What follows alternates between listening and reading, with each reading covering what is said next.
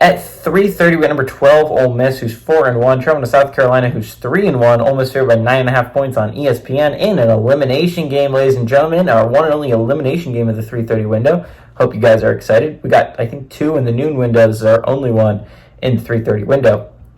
Best get your mind right. Jackson Dart has gone 113 to 146, thrown for 1,815 yards, 13 touchdowns, 2 interceptions.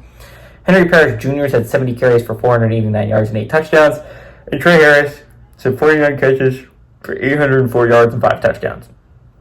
Lenora Sellers has gone 29 to 53, thrown for 393 yards, 2 touchdowns, 2 interceptions.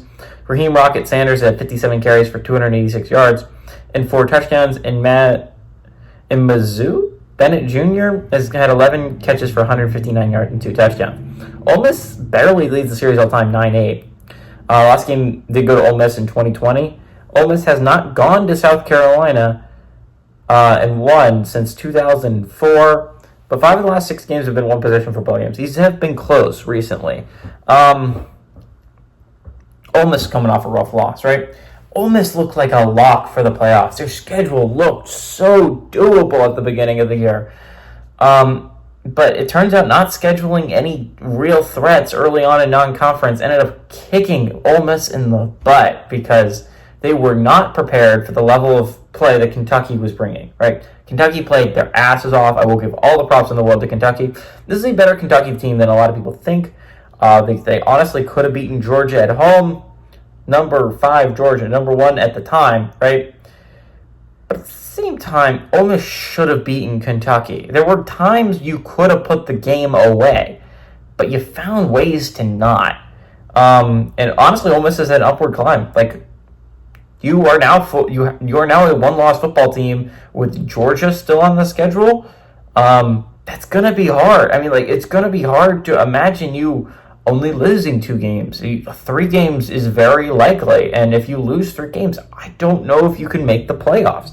On the other side of things, South Carolina is a better 3-1 team.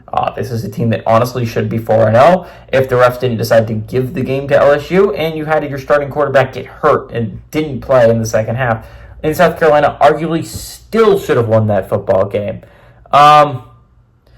So it's just weird.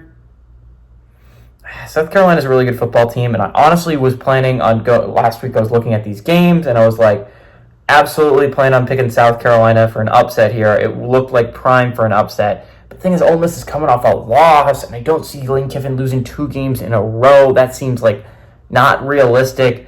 I 100% was going to pick South Carolina's game. Now I'm going to go Ole Miss. I do think this game's going to be close, though. Like, South Carolina is a good football team. They are very underrated. I think if they win this game, they'll probably make their way into the top 25. We'll see. A top 25 team will... No, I don't know. Even if Missouri loses, I don't know if they're going to fall out. So I don't know how many spots are going to open up in the top 25 next week.